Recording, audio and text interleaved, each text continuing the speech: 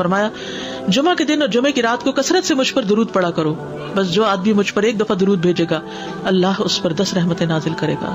ہر بالغ پر جمعہ کے لیے جانا ضروری ہے، اور ہر وہ شخص جس پر جمعہ کے لیے جانا ضروری ہے اس پر غسل ہے، یعنی اس کو لازمی غسل کرنا چاہیے، اللہ یہ کہ کوئی مجبوری ہو۔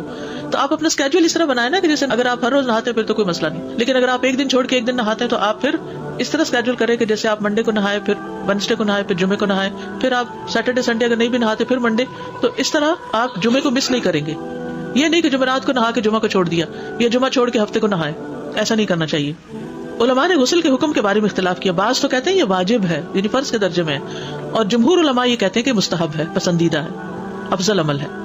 حدیث میں آتا ہے جس نے جمعے کے دن وضو کیا اس نے اچھا کیا، اور جس نے غسل کیا تو یہ افضل ہے۔ صفائی میں مبالغہ ہوتی ہے نا، ویکلی صفائی آپ کو کرنی ہوتی ہے، یعنی جیسے ناخن وغیرہ کاٹتے ہیں یا پھر اپنے زائد بال وغیرہ اتارتے ہیں، تو یہ سب چیزیں اگر جمعے کے دن ہو تو زیادہ بہتر ہے۔ نبی صلی اللہ علیہ وسلم نے فرمایا جو شخص جمعے کے دن اچھی طرح غسل کرے، اچھی طرح سنوار کر وضو کرے، اپنے بہترین لباس میں سے پہنے، یعنی جمعے کے دن باقی دنوں کی نسبت اچھا لباس پہنے، اللہ نے اس کی قسمت میں گھر والوں کی جو خوشبو لکھی ہو وہ لگا لے، یعنی گھر میں جو بھی خوشبو ہے، پھر جمعہ پڑھنے آئے تو لغو کام نہ کرے، 2 آدمیوں کے درمیان جدائی نہ کرے، یعنی 2 لوگ بیٹھے ان کے بیچ میں گھس کے بیٹھ جائیں، اس جمعے اور دوسرے جمعے کے درمیان کے پورے ہفتے کے گناہ معاف کر دیے جاتے ہیں۔ پھر مسواک کرنا، جمعے کی سنتیں بتاتے ہوئے آپ نے فرمایا اور تم پر مسواک کرنا لازم ہے۔ اچھا لباس پہننا، نبی صلی اللہ علیہ وسلم نے فرمایا اگر ممکن ہو تو جمعہ کے لیے اپنے کام کاج کے کپڑوں کے علاوہ 2 کپڑے اور بنا رکھنے میں کیا حرج ہے، اسپیشل ڈریس رکھے جو جمعے کوئی پہن لے۔ خوشبو لگانا، یعنی خوشبو لگائے، حدیث میں آتا ہے چاہے وہ عورت کی خوشبو سے ہو، یعنی آپ کی اپنی نئی بیوی کی خوشبو پڑی ہے وہی لگا لو، لیکن لگاؤ۔ عمر بن دینار کہتے ہیں انہوں نے جابر رضی اللہ عنہ کو کہتے ہوئے سنا کہ ایک شخص جمعہ کے دن مسجد میں داخل ہوا اس حال میں کہ نبی صلی اللہ علیہ وسلم خطبہ دے رہے تھے، تو آپ نے فرمایا کیا تم نے نماز پڑھی؟ اس نے کہا نہیں، تو آپ نے فرمایا کھڑے ہو 2 رکعتیں پڑھو۔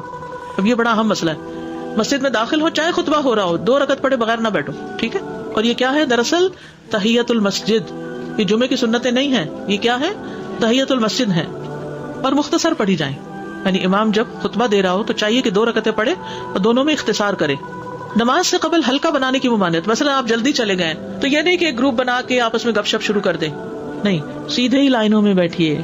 انتظار کا وقت کیسے گزاریں گے؟ نفل پڑھ کے بیٹھ گئے، ذکر اذکار کریں، قبلے کی طرف رخ کر کے لائنوں میں بیٹھیں، ہلکا نہیں بنائیں، بیٹھ کے خرید و فروخت نہیں کریں، تاخیر سے آنے پہ گردنیں پھلان کے نہ آگے جائیں۔ رسول اللہ صلی اللہ علیہ وسلم نے فرمایا ٹیک لگا کے مت کھاؤ، یہ عام ایک ادب بتایا۔ مسجد میں کوئی جگہ مقرر نہ کرو کہ یہ میری جگہ ہے، آپ کیوں آج یہاں کھڑی ہو گئی، کہ تم اسی میں ہی نماز پڑھو۔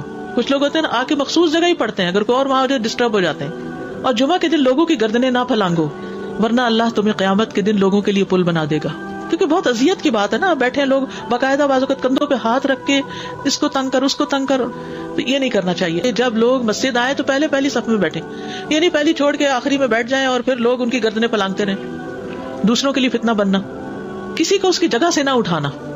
جابر رضی اللہ عنہ نبی صلی اللہ علیہ وسلم سے روایت کرتے ہیں آپ نے فرمایا تم میں سے کوئی شخص جمعہ کے دن اپنے بھائی کو کھڑا نہ کرے کہ پھر دوسری طرف سے آ کر اس کی جگہ پہ خود بیٹھ جائے، بلکہ جو آئے وہ کہے جگہ کشادہ کرو، ہمارے لیے بھی جگہ بناؤ، یہ کہے۔